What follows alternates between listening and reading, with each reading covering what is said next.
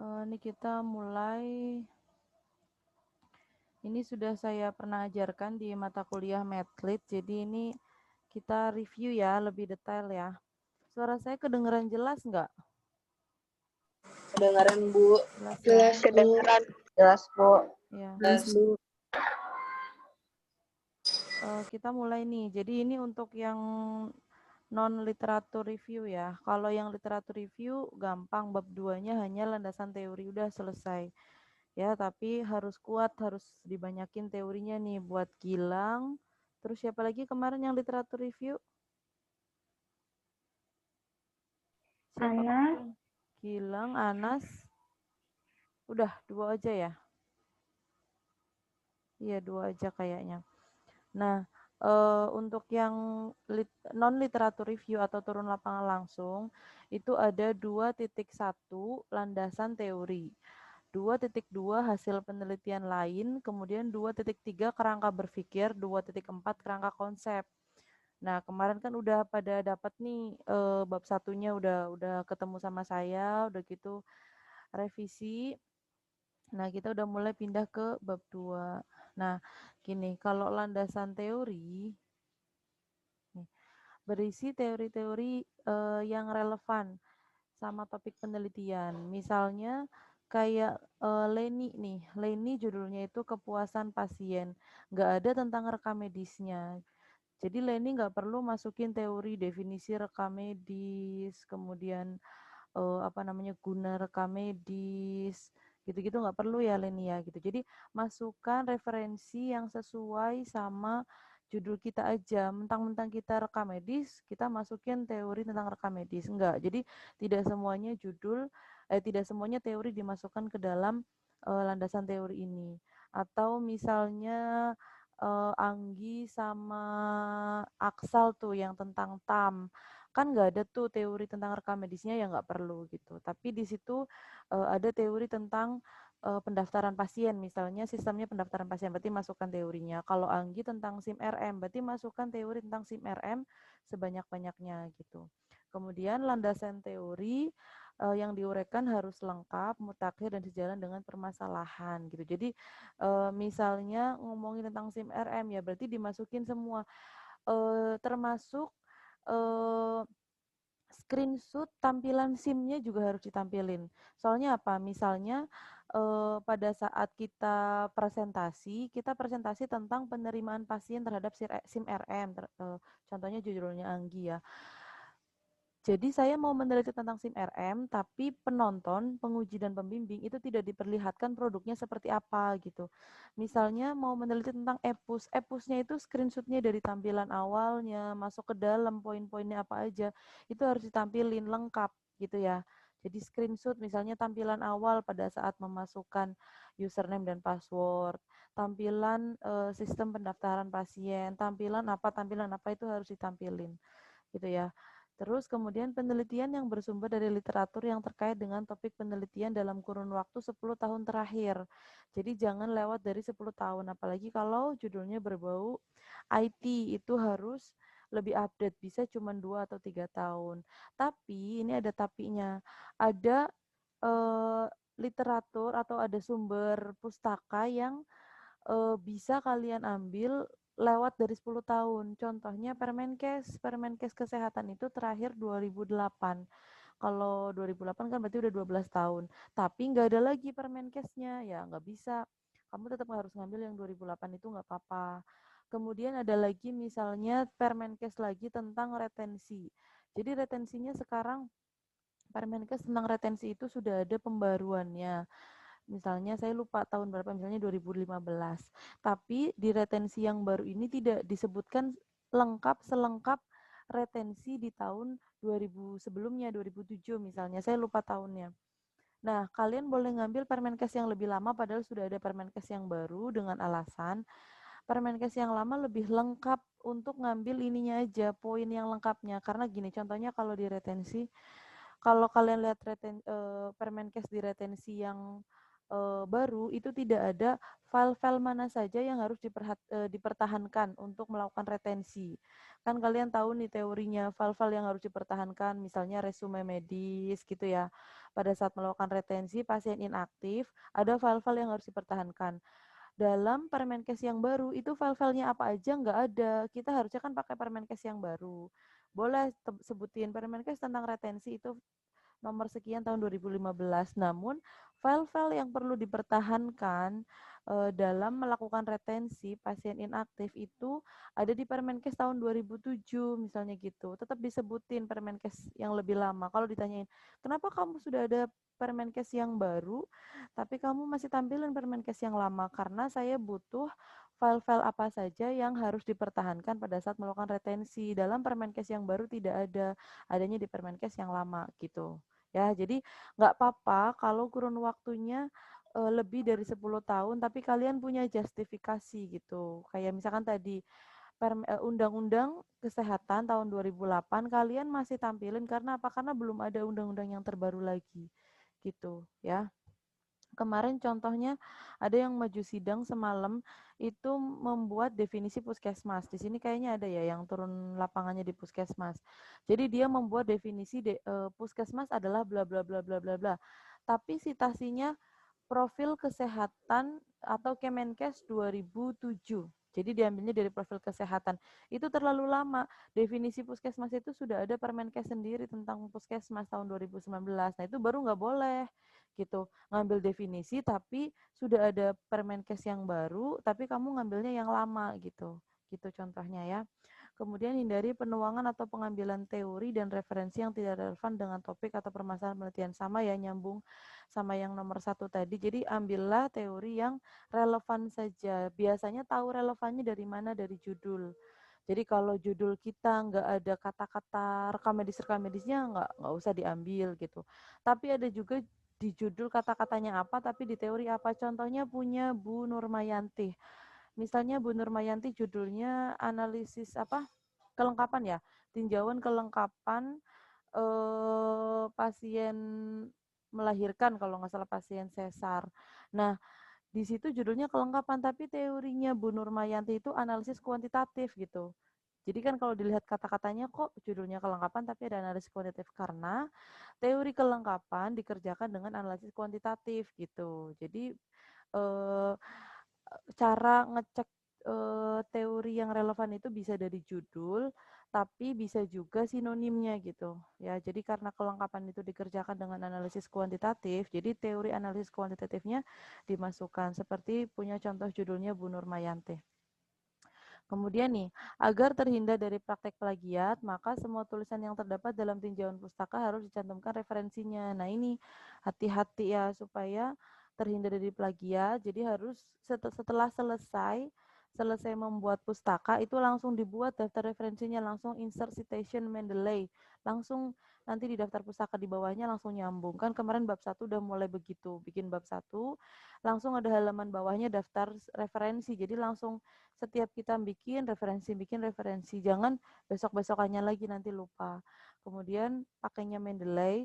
Kalau yang literatur review pakainya Vancouver format referensinya, tapi kalau yang non literatur review itu pakainya apa? Edisi ke-6. Ada edisi ke-7 kalau nggak salah pakainya titik. Kalau kalian edisinya ke-6. Jadi misalnya Anggi Alpiani, berarti Alpiani, 2019 gitu ya. Ada yang pakai titik itu berarti kalian masih pakai edisi yang ke-7, harus diganti edisi ke-6. Setelah diganti edisinya jangan lupa di refresh, biasanya lupa di refresh, sudah diganti edisi tapi belum di refresh. Kemudian nih, langkah-langkah membuat landasan teori diawali dengan menentukan topik-topik dari informasi yang akan dicari atau dengan menggunakan kata kunci. Nah, tadi yang saya bilang, kata kuncinya biasanya berangkat dari judul. Ya, judul kalian di drag satu-satu. Kemudian biasakan segera untuk menulis referensinya secara lengkap di daftar referensi. Tadi sudah saya infokan ya. Jadi kalau lagi bikin daftar landasan teori, langsung di bawahnya insert citation, jangan ditunda. Kemudian merangkum dari setiap bacaan yang diperlukan dalam tulisan penelitian yang akan dilakukan dengan menggunakan kalimat sendiri untuk menghindari plagiarisme. Kemarin udah saya ajarin kan di penulisan ilmiah parafrase, dirubah posisinya, depan jadi belakang, belakang jadi depan. Misalnya definisi rumah sakit. Rumah sakit adalah pelayanan paripurna yang menyelenggarakan rawat jalan, rawat inap, gawat darurat. Ditukar posisinya menjadi gawat darurat, rawat jalan dan rawat inap itu juga udah nggak apa-apa gitu, ditukar posisinya ya, diusahakan dirubah pakai kalimat sendiri. Kemarin juga saya ada nguji jadi kayak gini, dia teori tentang coding, tapi eh, harusnya kalau coding itu kan yang ngeluarin teorinya itu ICD ya. ICD itu berarti WHO. Harusnya kalau coding citasinya WHO, 2000 sekian gitu. Nah, ada yang mahasiswa bikin teori tentang coding, coding penyakit, tapi di bawahnya nama orang, Pratama. Saya tahu tuh, Restiana Pratama itu angkatan 2015. Nggak mungkin tuh seorang Resti, anak mahasiswa 2015 membuat teori tentang coding gitu. Ternyata apa? Ternyata mahasiswa tersebut mengcopy paste punyanya Resti, Restiana Pratama. Jadi full punyanya Resti, jadi dia males melihat ICD, padahal kan kalian bahkan punya satu-satu ICD gitu, tinggal melihat ICD-nya. Apa namanya, kalian ngelihat punya Resti kemudian di copy paste karena ngambilnya dari Resti, definisi coding Pratama, 2018 kan aneh begitu, nggak mungkin Resti bikin istilah sendiri. Definisi diabetes, diabetes adalah penyakit bla bla bla bla bla, bawahnya eh, Musi 2019 itu si Ain tuh, Ain R Musi namanya. Saya ingat juga nih, nggak mungkin Ain membuat sebuah definisi diabetes. Ternyata dia mencaplok punyanya Ain dari KTI-nya Ain di copy paste karena ngambilnya dari Ain, dia eh, sitasinya Ain itu nggak bisa begitu. Ya, kalian pada saat mencari teori boleh lihat punya kakak kelasnya, misalnya teori tentang rekam medis, teori tentang TAM, teori tentang apa, boleh. Tapi kamu harus lihat punya kakak kelas kamu itu sitasinya apa. Pasti nggak mungkin kakak kelas kamu membuat sitasi nama sendiri gitu. Misalnya Anggi sama Aksal, teori TAM. Itu yang sudah judulnya sudah tentang TAM itu contohnya siapa namanya? Siapa ya namanya, kok saya lupa, Dimas, satu lagi Elina, Elina Intan Absari. Nah, boleh kalian lihat punya Elina, tapi jangan citasinya nanti Absari, Elina Intan Absari, Absari 2000 berapa dia, 19, jangan. Kalian lihat Intan ini, Elina ini, ngambil artikelnya dari mana, nah carilah artikel sumber pertamanya. Ada masa di mana kalian nyari sumber pertamanya itu nggak ketemu-ketemu, yang pasti kamu udah usaha banyak, contohnya Leni. Leni itu kan nanti nyari teorinya Parasuraman, harusnya sih ketemu. Tapi misalnya Leni sampai mencari lama, Bu, saya nggak ketemu-ketemu nih teori kepuasan atau mutu pelayanan dari Parasuraman tuh saya nggak ketemu-ketemu. Boleh, nanti Leni nulisnya itu misalnya dapatnya dari kepuasan kemarin siapa ya? Misalnya Feni. Vandari berarti si Feni Faiz Vandari, berarti Vandari dalam misalnya berarti Parasuraman 97 dalam Vandari 2017 kayak gitu. Kalau misalnya tidak menemukan, tapi diusahakan sesedikit mungkin kata dalamnya. Kalau kata dalamnya kebanyakan berarti kalian mendapatkan sumber bukan dari orang pertama kayak gitu. Ya, tapi boleh ada kata dalam tapi sesedikit mungkin, dan kalian sudah berusaha mencari gitu. Bener Bu, saya sudah nyari banget tapi nggak nemu-nemu kayak gitu. Gitu. Saya sih usahakan banget kalian kata dalamnya itu disedikitin gitu. Misalkan misalnya kalian Sutanto 2003, kalian nggak ketemu Sutantonya. Berarti Sutanto 2003 dalam misalnya tulisannya Priyono 2017 gitu nggak apa-apa. Tapi sesedikit mungkin dan kalian sudah berusaha mencari, dah gitu ya. Jadi cara mencari artikelnya seperti itu, usahakan dari orang pertama, kalau nggak dapat boleh ada kata dalam. Kemudian setelah membuat bahasa sendiri dalam landasan teori, dirubah sedikit-sedikit aja, posisi dirubah gitu. Karena kalian kan takut nih kalau teori dirubah banyak gitu ya. dirubahnya sedikit aja nggak apa-apa. Kemudian ini nih, memperhatikan gaya bahasa penulisan dari teori tersebut.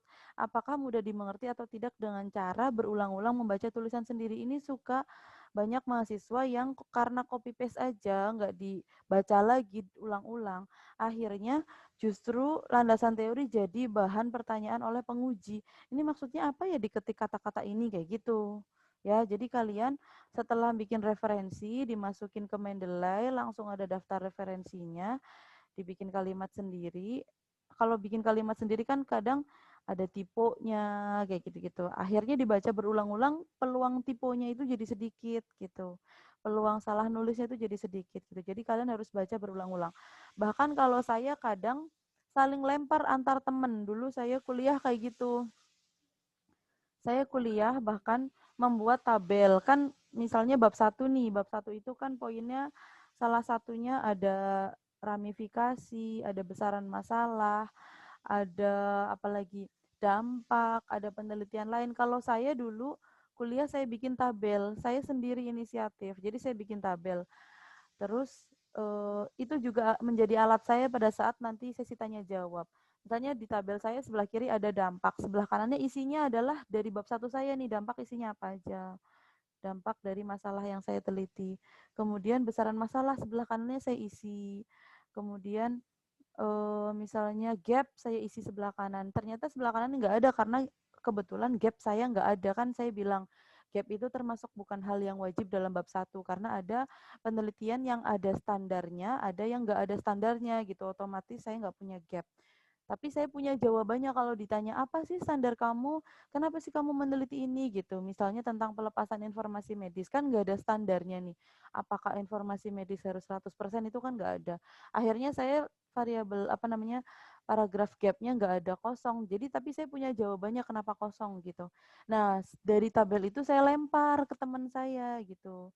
Saya lempar ke teman saya suruh baca KTI saya, kemudian tabelnya saya suruh baca, kalau sudah oke, berarti udah oke. Kayak gitu biasanya kalau saya lempar-lemparan antar teman. Karena kan saya butuh, teman saya juga butuh, jadi saling kasih gitu. Anggi bisa lempar-lemparan tuh sama yang sejudul tuh sama siapa kemarin? Aksal gitu ya. Yang bisa lempar-lemparan Anggi sama Aksal aja ya. Iya, Anggi sama Aksal aja. Gilang apa ya Gilang judulnya? Suaranya nggak kedengeran Gilang.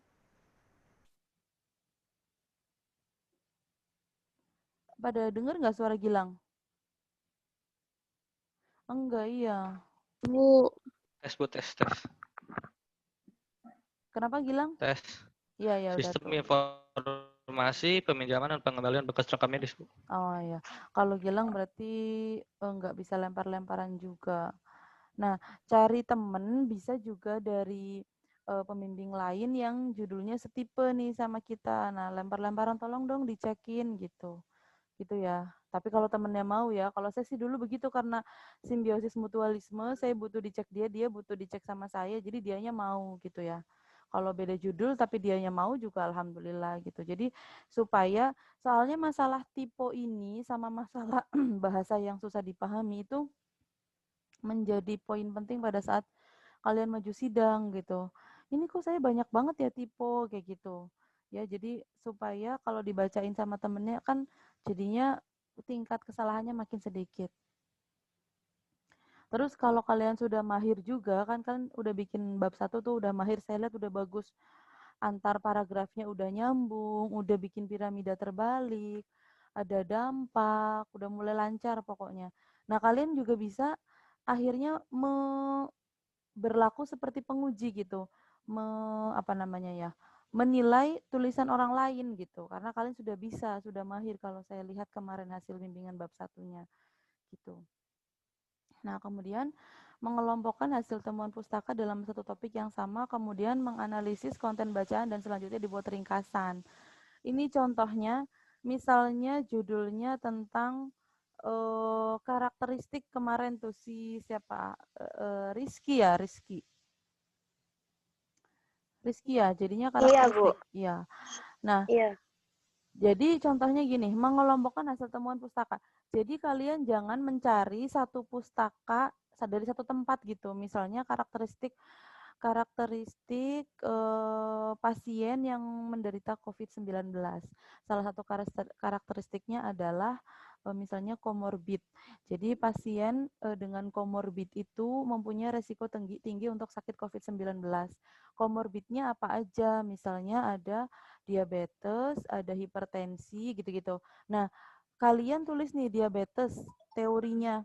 Menurut Ikatan Dokter Indonesia misalnya ya ini ya saya nggak tahu bahwa penyakit diabetes memiliki resiko yang tinggi karena A, B, C, D.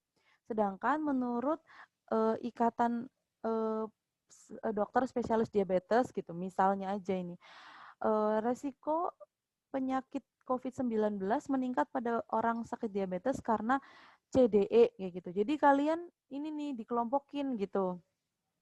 Yang intinya ngomongin tentang kenapa penyakit diabetes menjadi resiko tinggi kayak gitu. Teori lagi misalnya karakteristik.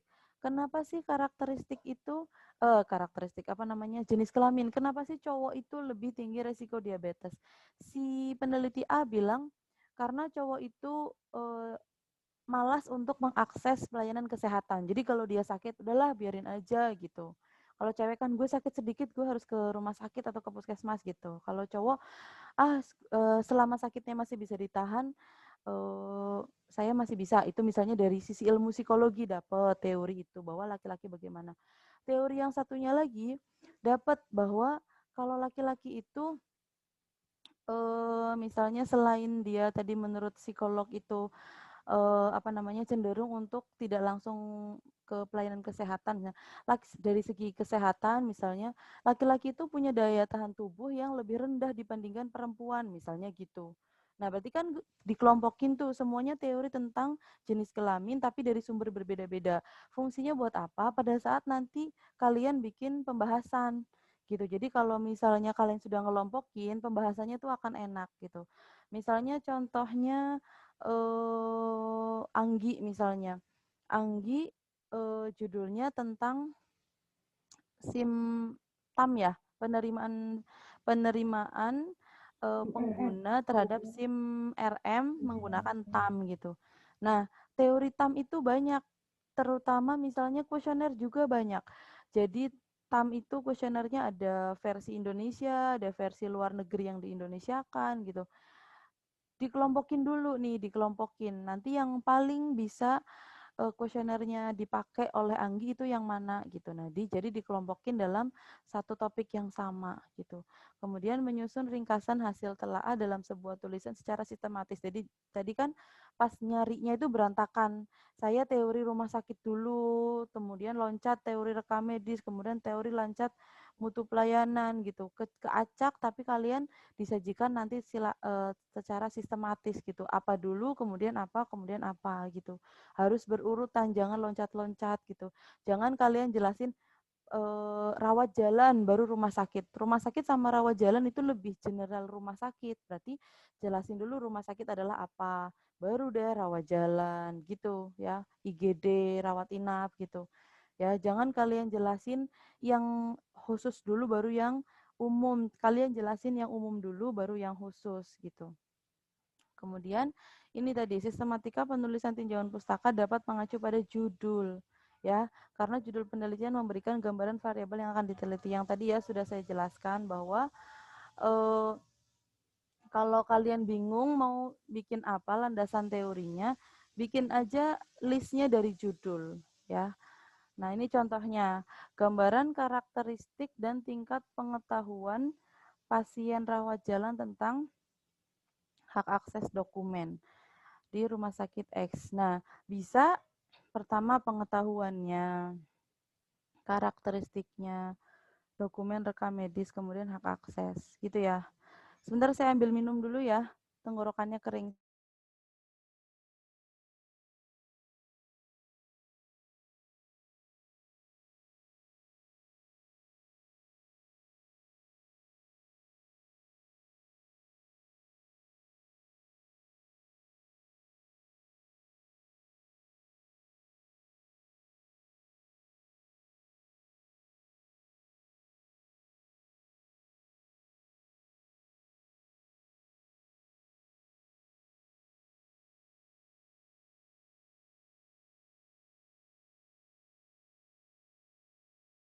Ada yang baru masuk siapa ya? Saya Bu, ganti pakai laptop. Oh. Lanjut, nah ini contohnya gambaran karakteristik dan tingkat pengetahuan. Jadi kalian boleh teori tentang pengetahuan, teori karakteristik, karakteristiknya misalnya usia, jenis kelamin gitu dikelompokin di sini. Kemudian tentang rekam medis, definisinya gitu-gitu. File-file apa aja yang ada dalam rekam medis, guna rekam medis gitu. Kemudian hak akses berarti kaitannya sama syarat apa aja, siapa aja yang boleh mengakses gitu ya. Jadi bisa kalian drag dari judul. Kemudian analisis kuantitatif dokumen rekam medis rawat inap di rumah sakit X. Berarti otomatis kalian ada rekam medis. Kemudian apa aja formulir rekam medis. Kemudian assembling ya. Kemudian analisis kuantitatif. Terus, nah ini seperti lain ini, tinjauan kepuasan, nggak kelihatan. Tinjauan kepuasan pasien BPJS terhadap pelayanan bagian pendaftaran rawat inap di Rumah Sakit Patra IKKT tahun 2017.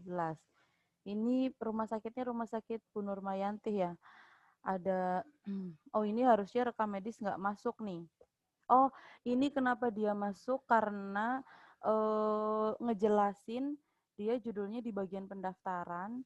Jadi rekam medisnya di sini isinya tentang instalasi rekam medis itu ada tentang pendaftaran gitu. Jadi kaitannya pendaftaran sama rekam medis itu dia masukin ke sini nih. Ada pendaftaran, ada coding, ada pelaporan, ada penyimpanan gitu. Kemudian BPJS dia jelasin sendiri poin tempat pendaftaran itu seperti apa, kemudian teori kepuasan gitu. Boleh lagi kalian tambahin di sini misalnya rumah sakit. Nih, kan ada rumah sakit Patra IKKT, kan beda tuh pendaftarannya rumah sakit sama puskesmas. Jadi boleh tambahin di sini teori tentang rumah sakit. Atau boleh juga masukin rawat inap gitu, teori tentang rawat inap gitu. Kemudian sekarang pindah ke 2.2, hasil penelitian lain. Hasil penelitian yang terkait dengan penelitian yang sedang dilakukan. Kemudian digunakan sebagai state of the art. Maksudnya apa?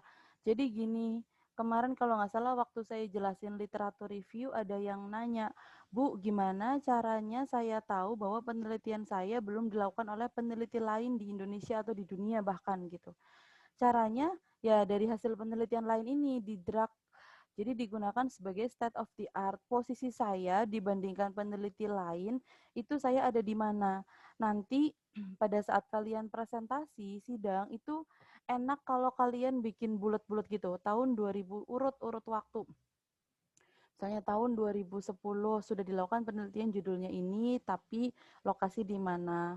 Tahun 2012 misalnya, sudah dilakukan penelitian ini, tapi variabelnya ini di rumah sakit. Tahun 2015 sudah dilakukan gitu. Jadi ada state of the art-nya, supaya membedakan antara, nah ini nih, mengetahui perbedaan penelitian sendiri dengan orang lain gitu. Ya, jadi supaya kayak ada diferensiasinya gitu. Dia judulnya kepuasan juga, tapi saya kepuasannya di Rumah Sakit Patra IKKT misalnya gitu. Kalau sudah pernah ada di Patra IKKT, misalnya sudah ada nih judul penelitian di Patra IKKT, udah gitu semuanya sama ya, berarti kalian mundur, nggak bisa pakai judul itu. Tapi misalnya kamu punya justifikasi, saya sama Bu, kepuasan juga, di Patra IKKT juga. Yang pertama pembeda saya adalah tahunnya, sekarang saya 2020, sedangkan itu 2015, sudah 5 tahun yang lalu gitu. Terus apalagi selain tahun pembedanya? Pembedanya adalah sekarang manajemennya berbeda. Jadi dulu tuh direkturnya Bapak siapa, sekarang direkturnya Ibu siapa. Sekarang model kepemimpinannya sudah berbeda sepanjang 5 tahun berjalan. Kemudian 5 tahun yang lalu belum ada akreditasi, sekarang sudah ada akreditasi, gitu-gitu. Jadi kalian harus bisa menjelaskan pembedanya antara penelitian lain dengan peneliti kita. Itu contohnya bisa dilihat dari state of the art gitu, dari hasil penelitian lain. Kalian cari judul yang sejenis dengan saya. Kalau sampai ada yang sama plok-plok-plok nggak ada pembedanya sama sekali, itu akhirnya nanti ada resiko ini plagiarisme. bikin tabel ini supaya menghindari adanya plagiarisme. Nah, nanti dosen pada saat menguji juga cara ngecek plagiarismenya adalah dari list judul penelitian lain yang kalian tampilkan pada 2.2 akan dicari oleh dosen gitu. Misalnya kalian nih hasil penelitian lain kan pakainya tabel, ada nggak ya? Nah, kayak gini. Nomor, nama peneliti, tahun penelitian, judul, variabel, hasil. Nomor 1, nama peneliti, misalnya Nanda Rumana, tahun penelitian 2017, judul penelitian misalnya yang tadi tuh, TAM, Teknologi Acceptance Model pada sistem pendaftaran pasien di Rumah Sakit Fatmawati, variabelnya apa, hasil apa. Saya tuh akan nyari sebagai penguji, saya akan nyari judul ini, tahun ini, nama peneliti ini, ngecek sama tulisan kamu gitu ya. Kalau ternyata wah ini nggak ada bedanya sedikit pun nih, dia copy paste juga nih gitu, nggak ada state of the art nih, nggak ada pembeda dari tahun ke tahun antara penelitian dia sama penelitian yang ditulis di tabel ini nih, wah langsung kamu plagiarism ya gitu ya. Jadi di sini kalian harus tampilkan runut dari tahun yang terlama sampai yang termuda supaya menghindari plagiarisme dan ada diferensiasi judul saya dengan judul orang lain gitu. Kemudian penelitian yang sudah tampil dalam latar belakang ditampilkan kembali pada poin ini namun dalam bentuk tabel. Misalnya kalian di latar belakang udah ada nih judul yang sejenis dengan penelitian saya, pasti udah ada karena di poin bab 1 latar belakang itu saya minta harus ada hasil penelitian lain. Dosen penguji pasti kritiknya itu kalau sampai nggak ada hasil penelitian lain dalam latar belakang itu pasti kamu tolong masukin penelitian lain gitu. Jadi mau nggak mau dalam latar belakang itu harus ada penelitian lain. Nah, penelitian lain yang ada dalam latar belakang itu ditampilkan lagi di 2.2. Misalnya di 2.2 ini eh, nggak ada batasan sih harus berapanya, cuman kalau cuman satu ya itu terlalu sedikit gitu ya. Di latar belakang misalnya kalian ada 3, misalnya ada 3. Tapi kan di latar belakang penelitian lain ada yang modelnya kemarin gini nih, semua hasil penelitian lain tapi yang relevan sama judul kita masukin dalam latar belakang. Tapi kan ada yang fungsinya sebagai jembatan doang, misalnya kayak kemarin saya jelasin apa sih kemarin, tentang pengetahuan. Sebelum masuk ke pengetahuan, kan penelitian sebelumnya itu ada tentang berapa persen orang rekam medis yang lulusan rekam medis di rumah sakit A, sekian persen yang rekam medis, dan sakit ini bukan rekam medis. Nah, itu kan hasil penelitian lain, tapi kan tidak nyambung dengan judul saya pengetahuan, itu jangan tampilin di sini, di 2.2 jangan. Karena fungsi hasil penelitian lain itu yang ada tampil di latar belakang itu tadi tentang latar belakang pendidikan itu fungsinya hanya sebagai penunjang judul saya gitu. Judul saya tentang pengetahuan berarti yang diambil di 2.2 yang kaitannya sama pengetahuan. Kan saya ada tuh tadi di latar belakang bahwa pengetahuan pasien pengetahuan petugas pengetahuan pasien tentang BPJS itu sekian persen. Menurut penelitian ini sekian persen, menurut penelitian ini sekian persen. Jadi dapat disimpulkan bahwa pengetahuan pasien tentang BPJS masih rendah, kayak gitu kan. Nah itu yang pengetahuan itu yang dimasukkan dalam tabel hasil penelitian lain ini, ya. Jadi artikel tentang penelitian lain yang terkait dengan judul kita yang dimasukkan dalam tabel hasil penelitian lain. Nah, kalau misalnya kalian ada 3, boleh tetap 3 di sini di tabel ini boleh tetap 3, tapi lebih bagus lagi kalau kalian nemu 5, kenapa enggak ditampilin 5-5-nya gitu. Berurutan tuh dari yang paling lama sampai yang paling muda gitu. Nanti kelihatan tuh runutannya, oh orang ini tentang ini, orang ini tentang ini. Kalau saya beda tentang ini gitu. Gitu ya. Misalnya Anggi nih, Anggi kan masih sangat sedikit nih judul tentang SIM RM. Nah, Anggi nanti mungkin akan ngambil TAM punyanya Dimas sama punya Elina. Elina itu TAM pada sistem pendaftaran pasien di Fatmawati. Kalau Dimas TAM pada sistem pendaftaran pasien BPJS di BPJS DKI Jakarta. Ada lagi nanti kalau nggak salah dari artikelnya Dimas sama Elina, kamu akan menemukan penelitiannya siapa saya lupa namanya, tapi tentang pendaftaran pasien BPJS juga. Nah, bisa ngambil 3 penelitian itu. Ternyata Anggi nemu lagi yang lain. Boleh silakan ditambahin di sini, meskipun tidak tampil di latar belakang gitu ya. Jadi boleh ditambahin berapanya di sini saya nggak batasi, terserah gitu ya. Tapi sih saya lebih suka kalau minimal setidaknya yang ada di latar belakang di sini tampil. Kalau ada tambahan lagi silahkan ditambahin di sini gitu ya. Nah, kemudian ini lanjut, paham ya? Kita pindah ke 2.3 kerangka berpikir. Nah, kerangka berpikir merupakan pemahaman yang melandasi pemahaman-pemahaman lainnya. Jadi di sini eh, kayak gini. Jadi kalau kerangka berpikir di sini itu ditampilkan dalam alur dan ada narasinya. Kayak gini aja, langsung contohnya aja deh kayak gini. Jadi kerangka berpikir itu variabel paragraf dampak yang ada dalam latar belakang bab 1.1. Jadi makanya saya bilang dampak ini harus ada, wajib, karena nanti akan kalian tampilkan dalam kerangka berpikir gitu ya. Nah, kalau yang literatur review nggak perlu ada ini. Tapi variabel dampaknya, paragraf dampaknya tetap harus ada. Tapi tidak ditampilkan kembali dalam kerangka berpikir gitu intinya. Jadi yang literatur review tetap membuat variabel paragraf dampak, namun tidak ada ditampilkan dalam kerangka berpikir. Nah, di sini contoh judulnya seperti punya Leni. Ini kepuasan pasien. Apa sih dampaknya kalau pasien puas? Apa dampaknya kalau pasien tidak puas? Nah, yang ditampilkan dalam latar belakang Leni berarti masalahnya nih, yang ini bukan yang kiri nih, tapi yang kanan. Apa sih dampaknya kalau pasien nggak puas? Berarti Leni dalam paragraf bab 1.1 latar belakang itu dampak apabila pasien tidak puas terhadap mutu pelayanan rumah sakit, diantaranya citra rumah sakit yang kurang baik, kemudian pasien tidak akan datang kembali atau berkunjung ke rumah sakit tersebut dan akan menyebabkan profit rumah sakit menurun. Gitu ya kemungkinan paragrafnya. Nah, yang ditulis sebelah kiri ini tinggal contekannya aja lawannya dari kanan ini gitu ya. Kalian nggak perlu nyari lagi apa sih dampak pasien puas, itu nggak perlu nyari lagi.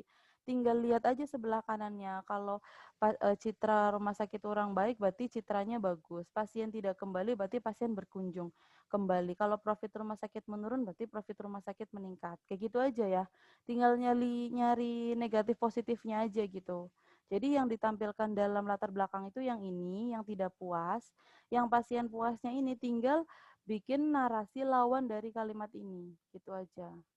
Kemudian ini lagi misalnya judulnya itu adalah gambaran karakteristik dan pengetahuan pasien BPJS di puskesmas. Berarti karakteristiknya apa aja dijelasin, pengetahuannya juga apa aja dijelasin. Oh, ternyata karakteristiknya hanya tentang usia, penghasilan ada, jenis kelamin ada, tingkat pendidikan ada, pekerjaan ada, status pernikahan ada, tapi alamat tempat tinggal enggak. Berarti jangan ditulis, hanya yang diteliti aja.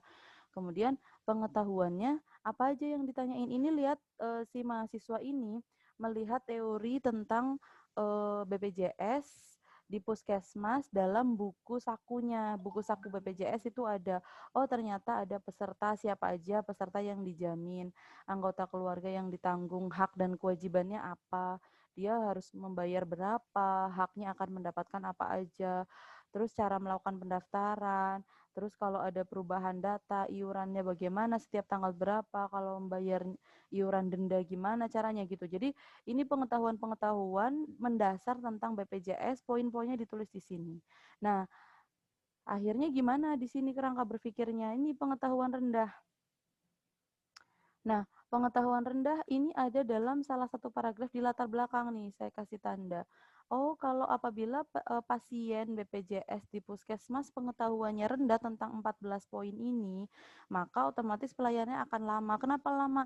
Ya iya, saya nggak tahu nih apa aja. Saya sudah tahu misalnya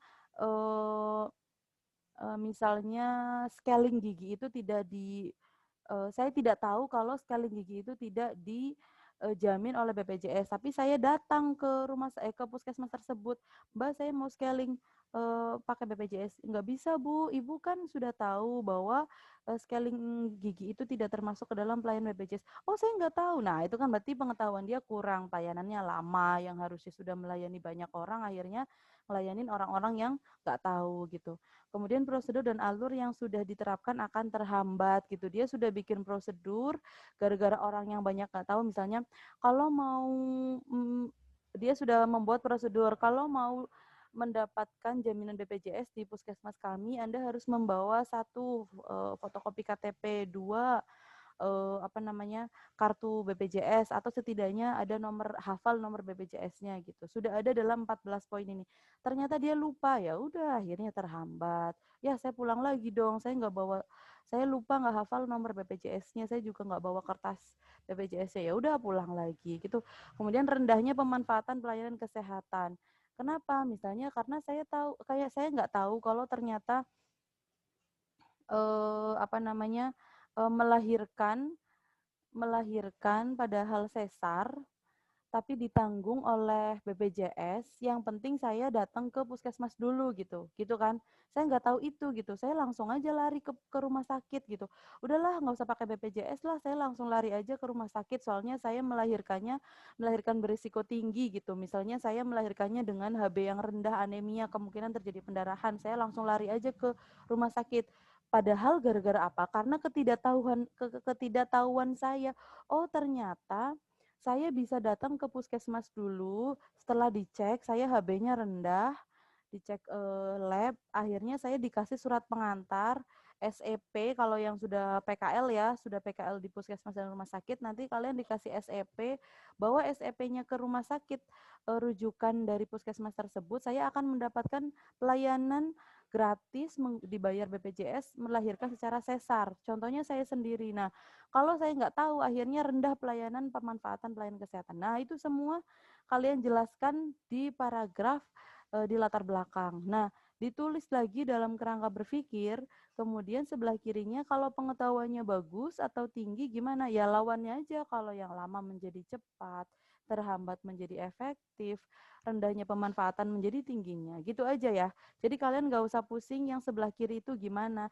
Tinggal pusingnya itu nyari sebelah kanan, teorinya itu gimana sih, apa sih dampaknya kalau pasien saya begini, tergantung judul kita, taruh dalam latar belakang, dicocokkan, posisinya ditaruh di paragraf mana, baru sebelah kirinya kalian cari lawannya, kalimat lawannya gitu aja ya. Nah, kita geser setelah tadi 2.3 kerangka berpikir, kita geser ke kerangka konsep. Nah, kerangka konsep itu yaitu suatu bagan yang menggambarkan hubungan antar konsep yang akan diteliti. Pada kerangka konsep, semua variabel yang diteliti ditulis, yang tidak diteliti tidak perlu ditulis gitu. Sama kayak tadi kerangka berpikir. Jadi misalnya teorinya karakteristik itu banyak, ada wilayah tempat tinggal. Kalau kalian judulnya tentang analisis spasial, misalnya kayak kemarin penyakit demam berdarah. Demam berdarah itu dipengaruhi oleh spasial atau lokasi tempat tinggal. Kalau lokasi tempat tinggal kita banyak sarang nyamuk, kemudian di samping sungai, kemudian kepadatan penduduknya tinggi, itu wilayah tempat tinggal harus ditampilkan dalam hasil penelitian. Tapi kalau saya judulnya tentang pengetahuan, itu nggak ngaruh mau orang tinggalnya di sebelah mana ya nggak ngaruh gitu. Jadi saya nggak teliti tentang wilayah tempat tinggal ini. Nah, kalau tidak diteliti, tidak perlu ditulis dalam kerangka konsep. Yang ditulis yang diteliti saja gitu. Termasuk misalnya kalian misalnya ada judul meneliti sebuah sistem pakainya 5M, man, money, method, mesin, apalagi material. Nah, ada poin yang tidak bisa kalian teliti, itu nggak usah ditampilin, tapi kalian punya jaga-jaga jawabannya gitu. Misalnya, saya nggak bisa, dari 5M itu saya nggak bisa meneliti tentang money. Kenapa money nggak bisa diteliti? Karena ini sistem keuangan di rumah sakit kami tertutup, nggak bisa dibuka. Petugas keuangannya mempunyai aturan tersendiri bahwa penelitian boleh di mana-mana kecuali bagian keuangan. Ya kalian masa mau memaksakan, tolonglah Bu, Bapak, saya lagi penelitian, boleh ya? Itu nggak bisa. Ya jadi kalian harus nurut apa kata pihak rumah sakit atau tempat lahan penelitian, nggak bisa diteliti dari 5M tersebut. Alasannya apa? Kalian udah jaga-jaga gitu. Kamu kan pakai Ishikawa ya yang 5M ini ya, kenapa kamu dari 5M cuma 4? Kamu udah punya jawabannya gitu ya.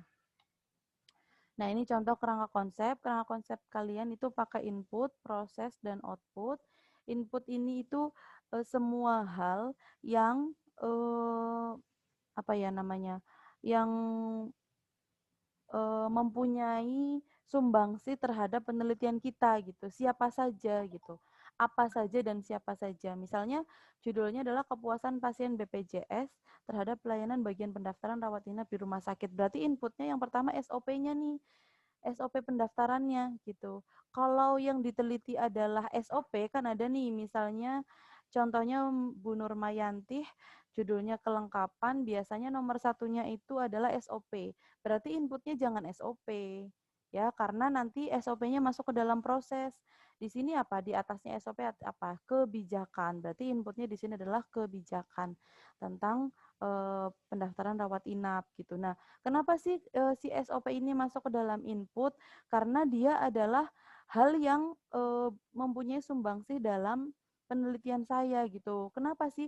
Karena orang kalau kepuasan pasien itu kan bagaimana cara saya memberikan kepuasan itu sesuai dengan SOP. Misalnya pada saat melakukan pendaftaran pasien, kita harus memberikan senyum, salam, sapa, memberikan keramahan atau daya tanggap apabila pasien mengalami kendala gitu-gitu. Itu semua ada di SOP. Jadi SOP ini masuk ke dalam input karena kita bekerja menjadi petugas pendaftaran itu bekerjanya berdasarkan SOP. Kemudian siapa lagi yang mempunyai sumbangsih dalam penelitian ini? Ya pasien BPJS-nya yang lagi menilai kepuasannya. Kemudian siapa lagi? Petugas pendaftaran rawat inap. Kenapa? Karena petugasnya yang lagi dinilai gitu ya. Jadi 3 poin ini menjadi sumbangsih atau input dalam penelitian kalian. Nah, kemudian proses ini copy paste aja tujuan khusus tuh, udah ingat-ingat ya. Ini proses ini silahkan copy paste tujuan khusus nih, ingat-ingat. Nih contohnya punya Leni berarti tujuan khususnya pasti Leni ini disederhanakan sebenarnya di tujuan khususnya punya Leni mengidentifikasi mutu pelayanan dilihat dari dimensi tangible, mengidentifikasi mutu pelayanan dilihat dari dimensi reliability gitu ya Len ya. Nah, di sini ditampilkan sama intinya tapi dirubah aja bahasanya supaya nggak diulang-ulang mengidentifikasi bla bla bla dimensi ini, mengidentifikasi bla bla bla dimensi ini. Kalau kayak siapa Aksal berarti mengidentifikasi penerimaan pasien Aksal tuh apa ya? Judulnya ya? Sama nggak sih kayak Anggi? Penerimaan, Bu. TAM Iya, juga sama, Bu. iya, tapi apa? Tam pada apa? Pada Simpus. Nah, berarti mengidentifikasi, dilihat aja nanti di tujuan khususnya ya, kemarin ada bimbingan, Iya, Bu. penerimaan petugas kesehatan terhadap Simpus dilihat dari, saya lupa komponen apa-apa, satu, apa sih kemarin kalau TAM itu, kemudahan, easy of Persepsi use, ya. perceive easy of use, gitu-gitu ya, kemudahan Iya, dan Bu. apa-apa gitu. Boleh dibikin begitu atau mau kayak copy paste tujuan khusus, tapi ada dosen yang aduh males banget sih diulang-ulang tujuan khususnya gitu. Kalian bikin kayak gini nggak apa-apa gitu. Atau ada juga yang justru dosen kamu tuh proses itu copy paste aja tujuan khusus gitu. Ya udah kamu nyamannya aja kamu gimana deh kalau cari amannya itu ya copy paste aja tujuan khusus persis ya tujuan khusus di copy langsung ke sini. Kemudian outputnya harapan kita dari judul berarti kalau judulnya eh, Rizky misalnya kan karakteristik berarti kita mengetahui outputnya mengetahui karakteristik pasien COVID-19 gitu dengan diketahui karakteristiknya kan kita oh ternyata cowok lebih berisiko nih kebanyakan cowok persentasenya oh ternyata kebanyakan penyakit diabetes nih gitu akhirnya kan kita lebih bisa jadi sehingga kita bisa melakukan tindakan preventif gitu karena kita sudah tahu karakteristiknya gitu.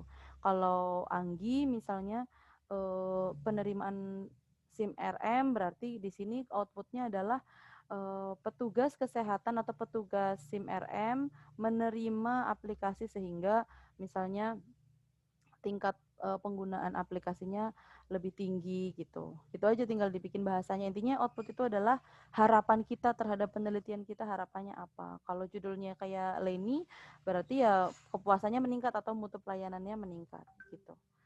Ya, Ini lagi misalnya dia judulnya tadi gambaran karakteristik dan pengetahuan pasien BPJS Kesehatan di Puskesmas. Berarti inputnya ya pasien BPJS-nya. Kemudian yang kedua adalah panduan layanannya. Yang tadi saya bilang buku saku tadi gitu. Karena saya tahu pengetahuan dari mana ya, dari sini poin-poinnya gitu. Kemudian proses ini tinggal copy paste, mengetahui gambaran karakteristik apa aja, mengetahui gambaran pengetahuan pasien tentang BPJS apa aja yang tadi 14 poin. Nah, kemudian di sini apa sih outputnya? Berarti kita jadi tahu pasien itu tentang BPJS tahunya sebatas mana sih kayak gitu. Ini outputnya. Mana tadi? Nah, ini. Gitu ya. Nah, ini contoh kerangka konsep. Sudah selesai. Paham ya? Paham nggak gambarannya 2.1 sampai 2.4? Kalau yang literatur review mah gampang ya, tinggal bikin aja 2.1 aja. Kalau yang non literatur review itu harus bikin 2.1 sampai 2.4. Ada yang mau ditanyain atau cukup jelas atau cukup puyeng? Puyeng kayaknya, Bu. Ibu saya mau Ya boleh. Ibu saya mau nanya, Bu. Iya. Di yang landasan teori kan misalnya kayak pengertian tuh, Bu. Misal saya ngambil tapi berdasarkan pengertian rekam medis. Nah, rekam medisnya itu berdasarkan para ahli, tapi dalam buku misalnya dalam bukunya Bu Lili itu boleh nggak, Bu? Atau saya ngambil cari lagi yang para ahlinya itu? Iya, kamu pertama usahakan cari para ahli dulu, ya. Cari para ahli dulu. Kalau misalkan nggak nemu-nemu boleh, baru misalnya para ahlinya misalnya Hatta 2008 dalam Wijaya 2017, misalnya gitu nggak apa-apa. Tapi tadi saya bilang ya, kurangi seminimal mungkin kata dalamnya gitu. Usahakan kalian nyari, jadi sudah berusaha sangat keras gitu intinya untuk mencari sumber pertamanya. Gemala Hattanya 2008 itu kalian udah nyari, tapi udah nggak bisa ya udah kalian tetap boleh nggak apa-apa pakai dalam gitu. Pakai dalamnya di citasinya apa kita ketik sendiri ya, Bu? Jadi kan nanti pada saat kita citasi yang muncul kan Bu Lili Wijayanya kan, Wijaya, 2017-nya. Berarti kalian ketik Hatta 2000 sekian dalam, tapi masuk dalam kurungnya gitu. Jadi kamu edit tuh kalau sudah jadi di citasi Mendeley-nya kan biasanya dikurungin tuh Wijaya, 2017-nya. Kamu tambahin di depannya, di depan Wijayanya berarti Hatta, 2008 dalam Wijaya 2017. Berarti yang abu-abu itu Wijayanya. Gitu. Makasih, Bu. Iya. Tapi usahakan banget ya, saya sih sudah beberapa tahun ini dalamnya itu jarang gitu. Jadi usahakan kayak misalnya Sri ini kemarin kan punya buku, punya Bu Hosizah ya. Jangan Ya, Bu. Permenkes 2000 sekian dalam Hosizah 2000 sekian itu jangan. Kamu harus dapat file Permenkesnya langsung ya. Nah, ya. Baik, Bu. Makasih, Bu. Ya. Terus ada lagi yang mau ditanyakan? Ini Dia Putri belum nyala nih videonya, baru join. Ibu, saya mau nanya, Bu. Siapa Leni? Oke. Iya, Ibu kan nanti di kerangka konsep itu kan yang bagian puas dan tidak puasnya itu dari paragraf dampak. Kerangka berpikir. Iya, kerangka berpikirnya dari Iya. paragraf dampak. Iya. Terus kalau misalnya paragraf dampak saya itu cuma 1, Bu, sedangkan nanti kan di puas dengan tidak puasnya ada banyak poin, Bu. Itu berarti Leni tambahkan lagi di latar belakangnya, karena judul Leni nggak mungkin dampak pasien kalau mutu pelayanannya rendah, misalnya apa Len? Misalnya satu, pasien tidak akan berkunjung, itu nggak mungkin, pasti nanti jadi sumber pertanyaan di latar belakangnya sama penguji. Masa sih mutu pelayanan di puskesmas dampaknya kalau rendah cuman bikin pasien nggak datang? Nggak mungkin dong, kayak gitu pasti dosen pengujinya gitu ya. Kita dinalarin aja gitu, contohnya misalnya judul kita statistik rumah sakit. Apa sih dampaknya kalau statistik rumah sakit kita jelek gitu atau nggak bagus gitu? Dampaknya kan misalnya satu, pelaporannya menjadi tidak baik gitu. Yang kedua, gambaran penyakit terbesarnya menjadi salah, ya kan? Selain laporannya tidak baik, penyakit misalkan si statistik rumah sakit ini kan akhirnya menjadi angka angka kesakitan tertinggi di rumah sakit itu 10 penyakit tertinggi gitu. Kalau kita statistiknya nggak bagus, akhirnya kan laporannya salah. Nah, ditulis lagi tuh. Tapi kita tulis satu doang misalnya. Laporannya menjadi tidak baik, laporan rumah sakitnya menjadi tidak baik. Ya, pasti dosen penguji akan nanya, masa statistik rumah sakit jelek jadinya dampaknya cuma satu doang gitu. Jadi Leni harus kuatkan dulu, cari pustaka sebanyak-banyaknya apa sih dampak kalau mutu pelayanan di rumah sakit atau puskesmas itu rendah gitu.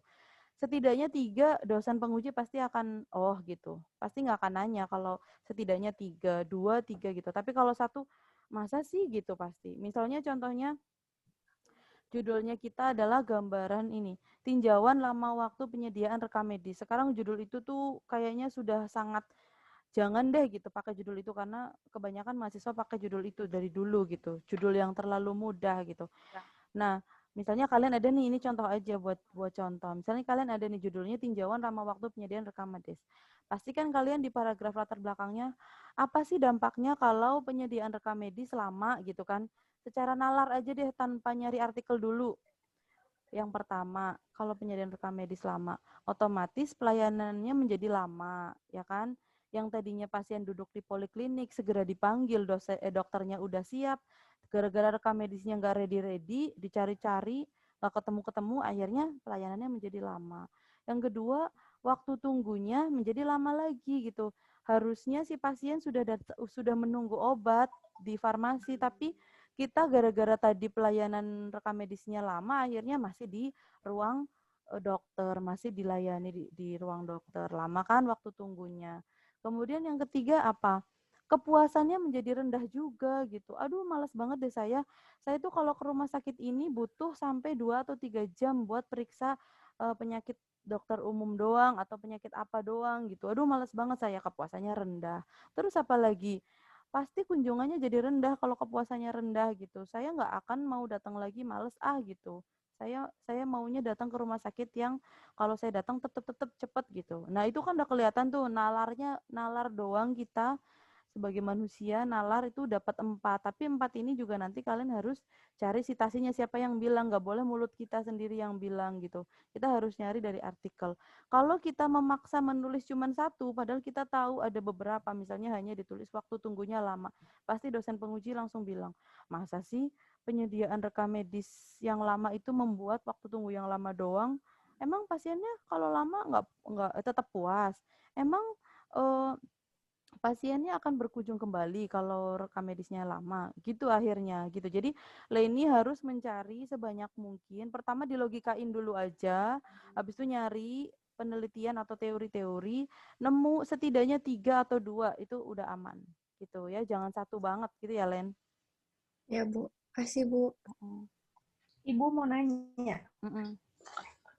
Kenapa Nggi? Teori kan misalkan Bu kan TAM itu definisinya paling awal itu sama kitanya Davis ya Bu. Tahun 1900 sekian itu boleh nggak Bu dimasukin? Kan Boleh. udah 1900 sekian tuh Bu. Boleh. Jadi TAM itu kan yang bikin Davis pertama kali ya dia. Misalnya Anggi menemukan versi Indonesia ada citasinya tuh. Biasanya kalau sudah berkali-kali dilakukan penelitian TAM oleh orang lain, ada yang sudah membahasakan dan sudah uji validitaskan gitu. Jadi Anggi nggak perlu melakukan uji validitas dan reliabilitas terhadap kuesioner sendiri. Pasti di Indonesia udah banyak. Contohnya yang kemarin dikerjakan oleh Elina itu punyanya siapa, tapi siapanya berangkat dari Davis gitu. Nah itu nggak apa-apa gitu. Jadi citasinya sudah bukan Davis lagi, citasinya ya orang Indonesia itu tahun sekian gitu. Gitu. Jadi nggak apa-apa. Tapi si literatur Davisnya sebagai sejarah lah ya, itu tetap dimasukkan. Tetap dijelaskan bahwa TAM itu pertama kali dikeluarkan oleh Davis tahun sekian gitu. Awalnya bagaimana kayak Leni nanti menjelaskan teorinya Parasuraman, itu panjang perjalanannya. Jadi tadinya dimensinya itu nggak 5, tadinya ada berapa dimensi, terus kemudian dipepet-pepetin jadi 5 gitu, ada sejarahnya Leni itu yang mutu pelayanan. Gitu ya Anggi ya? Ya Bu, makasih Bu. Ya, terus ada lagi? Bu, saya mau nanya Bu. Siapa? Aksal. Ya. Gimana? Tadi di hasil penelitian lain itu kan antara ada kesimpulan dari penelitian lain Bu. Kita parafrase atau kita kopas semua kesimpulannya? Nah, kemarin banyak banget mahasiswa di kesimpulan ini yang kopas pure banget.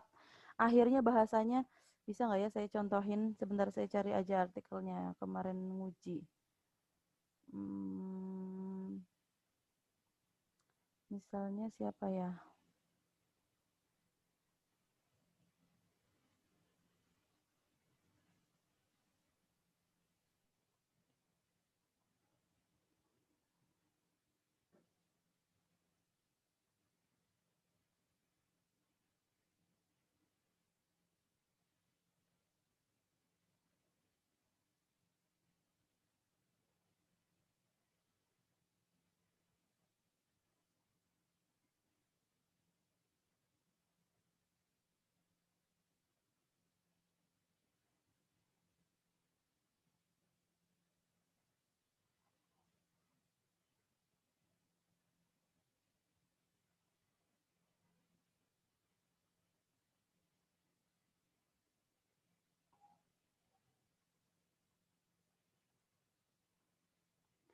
Nah, misalnya ini nih, hasil penelitian lain. Ini hasil, jadi judulnya itu tentang, apa sih dia, sebentar.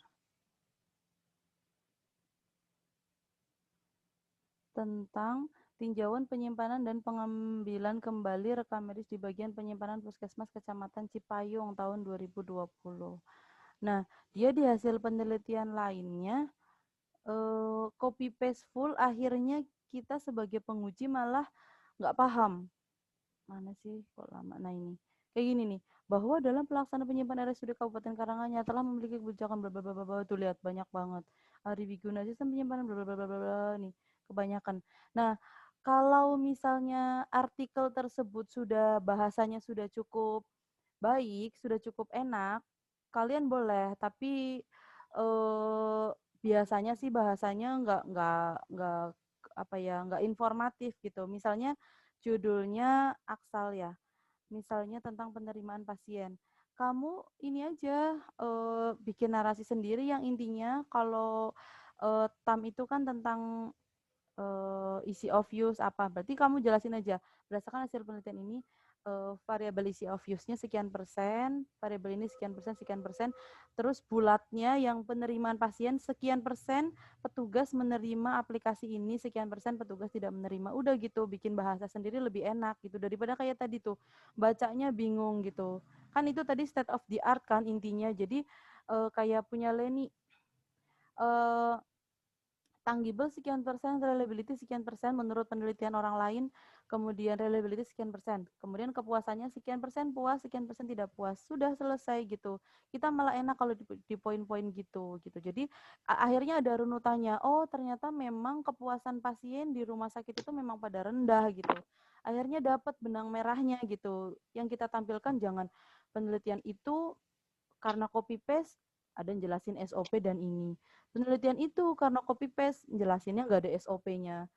Jadi nggak ada benang merahnya gitu. Tapi kalau misalnya kita parafrasekan atau merubah bahasanya menjadi lebih informatif, udah gitu di poin-poin gitu. Akhirnya enak. Penelitian A misalnya Cierza judulnya apa Cierza? Halo Cierza. Cierza nggak dengar ya suara saya ya? Cierza suaranya masih di mute. Dengar, Bu. Ya, apa judulnya misalnya? Aduh, putus-putus. Ini di Bengkulu ya, Cierza ya? Nggak kedengeran. Pada denger nggak suara Cierza?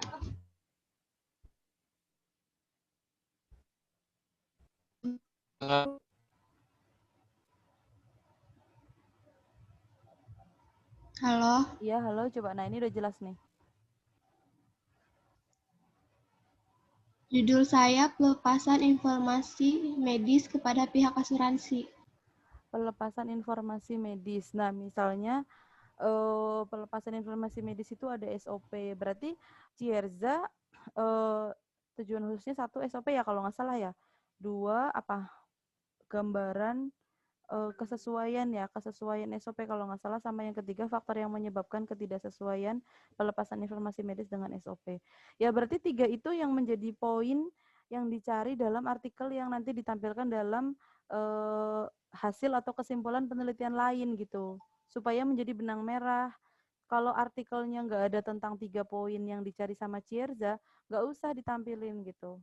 Gitu. Misalnya Cierza dapat penelitiannya Bapak A, hasil kesimpulannya sudah ada SOP tentang pelepasan informasi medis. Kemudian yang kedua, kesesuaian pelepasan informasi medis dengan SOP sekian persen, yang sesuai sekian persen tidak sesuai. Kemudian faktor yang menghambat dalam pelaksanaan pelepasan informasi medis adalah apa. Itu 3 poin itulah yang akan ditulis sama Cierza dalam hasil atau kesimpulan di 2.2 gitu. Jadi ada benang merahnya. Nanti penelitiannya Ibu C misalnya ya itu lagi hasilnya. Penelitian Bapak E ya itu lagi benang merahnya gitu.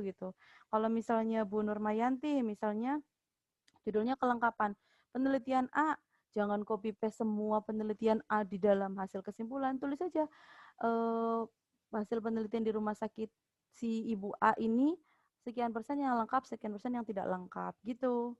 Ibu B peneliti kedua sekian persen lengkap, sekian persen tidak lengkap. Misalnya mau didrag berdasarkan komponen gitu ya Bu Nurmayanti.